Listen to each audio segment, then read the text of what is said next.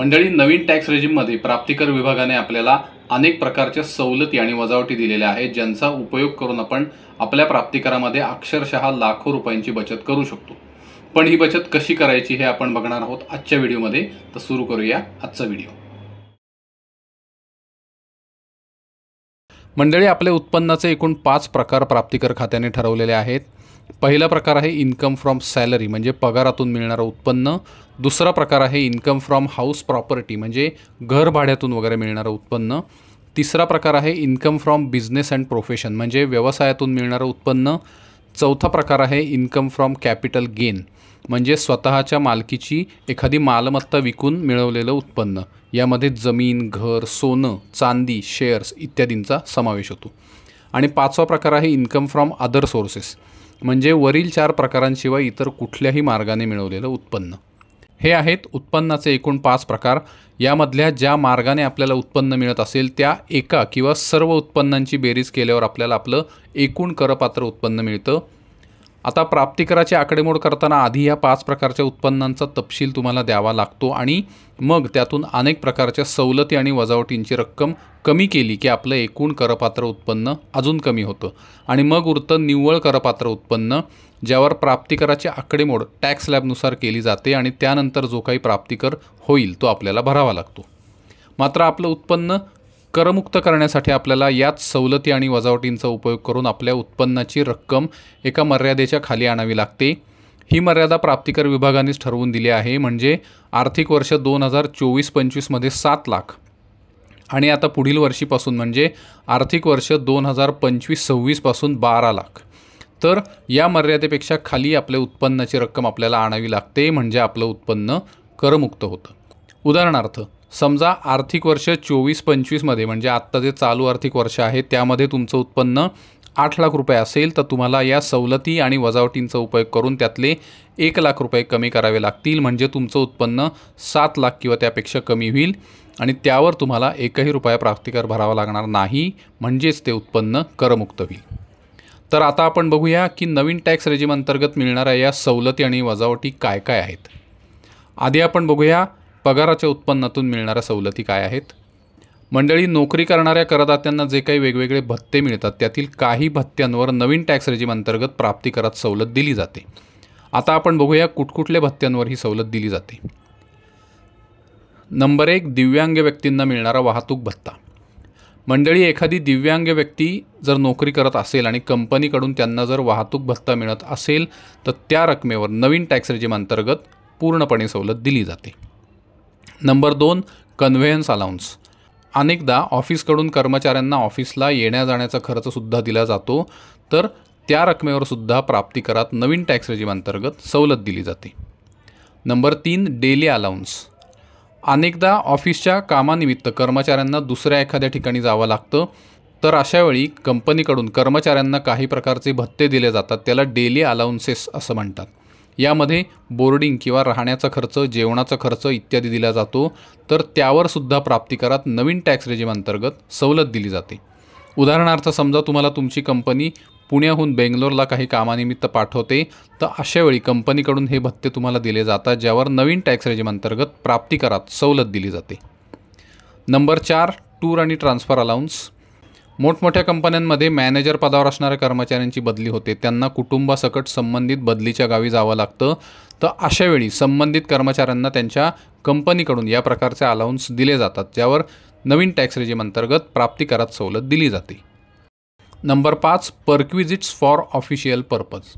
मंडळी, अनेकदा कंपनीकडून कर्मचाऱ्यांना वेगवेगळ्या सोयी दिल्या जातात, ज्यामध्ये प्रवासासाठी वाहनाची व्यवस्था केली जाते, पेट्रोलचा खर्च दिला जातो, मेडिकल फॅसिलिटीज दिल्या जातात।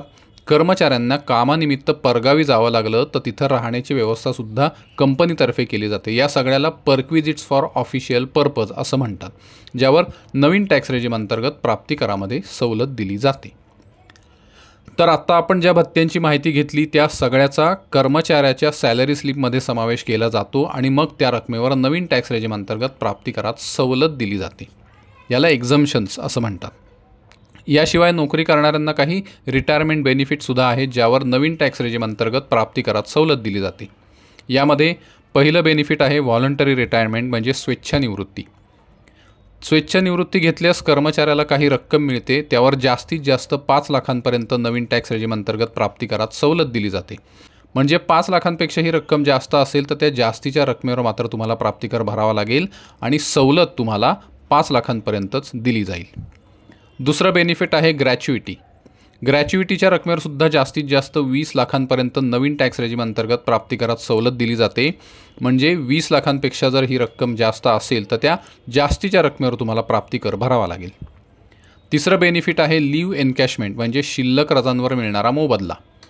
हा मोबदला पैशांच्या स्वरूपात मिळतो, ज्यावर जास्तीत जास्त 25 लाखांपर्यंत नवीन टॅक्स रेजिम अंतर्गत प्राप्तिकरात सवलत दिली जाते. म्हणजे 25 लाखांपेक्षा ही रक्कम जास्त असेल तर त्या जास्तीच्या रकमेवर तुम्हाला प्राप्तिकर भरावा लागेल. तर या होत्या सवलती ज्या तुमच्या उत्पन्नामधून आधीच वजा केल्या जातात. म्हणजे हे सगळे प्रकार जे आत्ता आपण बघितले ते तुमच्या सॅलरी स्लिपमध्ये दिसतात, पण ते एका मर्यादेपर्यंत करमुक्त असतात. त्यामुळे त्यावर प्राप्तिकर लागू होत नाही आणि त्यामुळे ते वजा केल्यानंतर उरतं तुमचं ढोबळ किंवा एकूण करपात्र उत्पन्न. आता यानंतर येतात वजावटी. पहिली वजावट आहे स्टँडर्ड डिडक्शन. मंडळी ही वजावट फक्त नोकरी करणाऱ्यांना किंवा पेन्शनर करदात्यांनाच दिली जाते, जी नवीन टॅक्स रेजिम अंतर्गत 75,000 रुपयांपर्यंत मिळते. म्हणजे तुमच्या एकूण करपात्र उत्पन्नातून थेट 75,000 रुपये वजा केले जातात. तर या होत्या काही सवलती आणि वजावटी ज्या नोकरदार किंवा पेन्शनर करदात्यांना नवीन टॅक्स रेजिम अंतर्गत मिळतात. आता उत्पन्नाचा दुसरा प्रकार आहे घराच्या माध्यमातून मिळणारं उत्पन्न. यामध्ये उत्पन्नाचा एकच मार्ग आहे, तो म्हणजे घर भाड्यातून मिळणारं उत्पन्न. यालाच लेट आउट प्रॉपर्टी म्हणजे घर भाडे तत्वावर देणे असं म्हणतात. आता यामध्ये 3 प्रकारच्या वजावटी आपल्याला मिळतात. पहिली आहे म्युनिसिपल टॅक्स, दुसरी आहे स्टँडर्ड डिडक्शन जे 30% मिळतं आणि जर तुम्ही गृहकर्ज घेतला असेल तर त्याच्या EMI मधलं जे व्याज असतं त्या व्याजाच्या रकमेवर सुद्धा नवीन टॅक्स रेजिम अंतर्गत सवलत दिली जाते. तर आता आपण ही आकडेमोड कशी होते ते बघूया. सगळ्यात आधी आपल्याला जे घर भाडं मिळतं त्यातून त्या घरासाठीचा जो टॅक्स असतो ज्याला आपण घरपट्टी म्हणतो ती रक्कम वजा केली जाते. त्यातून उरलेल्या रकमेतून 30% रक्कम स्टँडर्ड डिडक्शन म्हणून वजा केली जाते. हे स्टँडर्ड डिडक्शन का मिळतं तर भाड्याने दिलेल्या घरात काही दुरुस्तीसाठी किंवा असेच इतर खर्च केले जातात त्याची भरपाई म्हणून ही वजावट दिली जाते. आणि तिसरी वजावट गृहकर्जाच्या EMI मधलं जे व्याज असतं त्या व्याजाच्या रकमेची वजावट आपल्याला मिळते.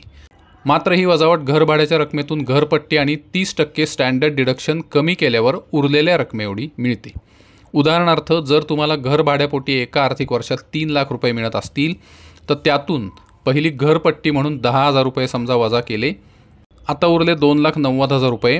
या 2,90,000च्या 30% स्टँडर्ड डिडक्शन आपल्याला मिळतं म्हणजे 87,000 रुपये. आता त्यातून उरले 2,03,000 रुपये. आता समजा तुम्ही गृहकर्ज घेतला असेल ज्याचा EMI तुम्हाला एका आर्थिक वर्षात 2,50,000 रुपये एवढा द्यावा लागतो. या EMI मध्ये मुद्दल आणि व्याज दोन्ही समाविष्ट असतात. तर त्यातली जी व्याजाची रक्कम असेल तेवढीच रक्कम आपल्याला वजावट म्हणून घेता येईल. ती समजा 1.5 लाख रुपये आहे तर तुमच्या उरलेल्या 2,03,000 मधून 1.5 लाख रुपये वजा केले जातील आणि उरलेली रक्कम म्हणजे 53,000 रुपये तुमच्या उत्पन्नामध्ये जोडले जातील आणि टॅक्स लॅबनुसार त्या 53,000 रुपयांवरती तुम्हाला प्राप्तिकर भरावा लागेल. मात्र इथं जर उरलेली रक्कम निगेटिव्हमध्ये गेली म्हणजे या 3 वजावटींची बेरीज घर भाड्याच्या रकमेपेक्षा जास्त झाली तर मात्र त्या जास्तीच्या रकमेवर काहीही वजावट मिळत नाही. म्हणजे ती रक्कम पुढील वर्षी कॅरी फॉरवर्डसुद्धा होत नाही किंवा पुढील वर्षीच्या घर भाड्यातून सेट ऑफसुद्धा होत नाही. तर अशा प्रकारे आपल्याला घर भाड्यातून वजावटी मिळू शकतात. तिसरा प्रकार आहे income from business and profession किंवा व्यवसायातून मिळणारं उत्पन्न. मंडळी हा प्रकार जास्त सखोलपणे आपल्याला बघावा लागतो म्हणून आपण तो या व्हिडिओमध्ये बघणार नाही आहोत.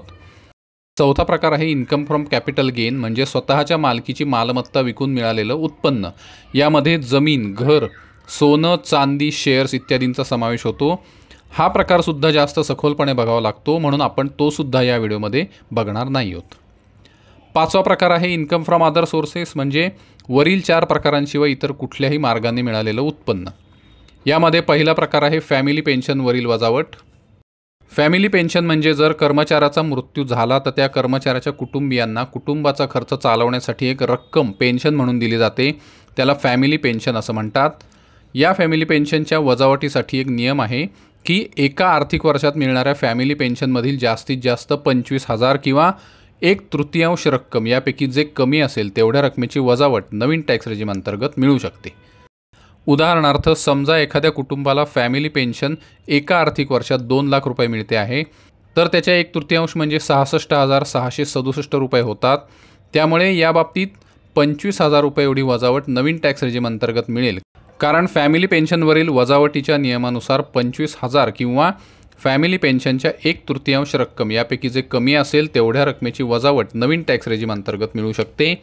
आणि इथे 1/3 रक्कम म्हणजे 66,667 आणि 25,000 यापैकी 25,000 ही रक्कम कमी आहे, म्हणून 25,000 एवढी वजावट मिळू शकेल। दुसरा प्रकार आहे 50,000 रुपयापर्यंत मिळालेल्या भेटवस्तूवरील वजावट। मंडळी, समजा तुम्हाला कुणाकडून एखादी भेटवस्तू मिळाली तर त्यावर जास्तीत जास्त 50,000 एवढी वजावट तुम्हाला मिळते। मात्र ही भेटवस्तू 50,000 रुपयापेक्षा 1 रुपया जरी जास्त आली तरी त्या संपूर्ण रकमेवर तुम्हाला प्राप्तिकर भरावा लागतो। तिसरा प्रकार सुद्धा भेटवस्तूवरील वजावटीबाबतच आहे। जर तुम्हाला आत्ता स्क्रीनवर दिसणाऱ्या पर्यायांद्वारे काही रक्कम किंवा भेटवस्तू मिळाली तर त्यावर 1ही रुपया प्राप्तिकर तुम्हाला भरावा लागत नाही। यामध्ये नातेवाईकांकडून मिळालेली भेटवस्तू किंवा रक्कम, लग्नामध्ये मिळालेली म्हणजे तुमच्या लग्नामध्ये मिळालेली भेटवस्तू किंवा रक्कम, कुणाच्या मृत्यूपत्राद्वारे किंवा वारसा हक्काने मिळालेली इस्टेट, एखाद्या व्यक्तीने अगदी मृत्यूसमयी दिलेली काही इस्टेट किंवा भेटवस्तू किंवा रक्कम, स्थानिक प्राधिकरण, युनिव्हर्सिटी, शैक्षणिक संस्था, एखादं फाउंडेशन आणि ट्रस्ट यांच्याकडून मिळालेला निधी, ज्याला आपण शिष्यवृत्ती असं म्हणतो, तर या सर्व रकमा, भेटवस्तू, इस्टेटी इत्यादी सर्व गोष्टी पूर्णपणे करमुक्त आहेत। तर या होत्या वेगवेगळ्या उत्पन्नांवर मिळणाऱ्या सवलती किंवा एक्झम्पशन्स। आता बघूया काही वजावटी।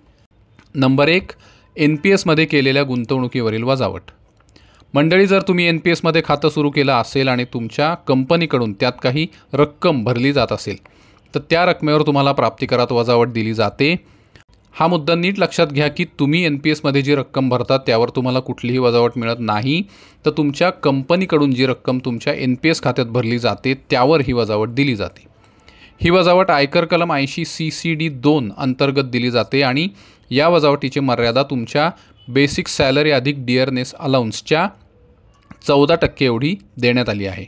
म्हणजे तुमच्या बेसिक सॅलरी अधिक डिअरनेस अलाउन्सच्या जास्तीत जास्त 14% एवढी रक्कम तुमच्या कंपनीकडून तुमच्या NPS खात्यात भरली गेल्यास त्यावर नवीन टॅक्स रेजिम अंतर्गत प्राप्तिकरात सवलत दिली जाते। तुमची कंपनी NPS मध्ये तुमच्या नावाने पैसे भरते का हे तुम्हाला तुमच्या सॅलरी स्लिपमधून कळू शकतं। नंबर 2, अग्निवीर कॉर्पस फंडमध्ये भरलेल्या रकमेवरील वजावट। मंडळी, जर तुम्ही अग्निवीर कॉर्पस फंडामध्ये काही रक्कम दिली असेल तर त्यावर सुद्धा वजावट नवीन टॅक्स रेजिम अंतर्गत दिली जाते। ही वजावट संपूर्ण रकमेवर दिली जाते, म्हणजे तुम्ही अग्निवीर कॉर्पस फंडामध्ये जी काही रक्कम द्याल त्या संपूर्ण रकमेवर तुम्हाला नवीन टॅक्स रेजिम अंतर्गत वजावट दिली जाते। तर मंडळी, या होत्या काही सवलती आणि वजावटी ज्यांचा उपयोग करून तुम्ही नवीन टॅक्स रेजिम अंतर्गत मोठ्या प्रमाणावर टॅक्समध्ये बचत करू शकता। आणि अजून एक महत्त्वाची गोष्ट म्हणजे या सवलती आणि वजावटी तुम्ही आर्थिक वर्ष 2024-25 आणि आर्थिक वर्ष 2025-26 दोन्हीसाठी वापरू शकता।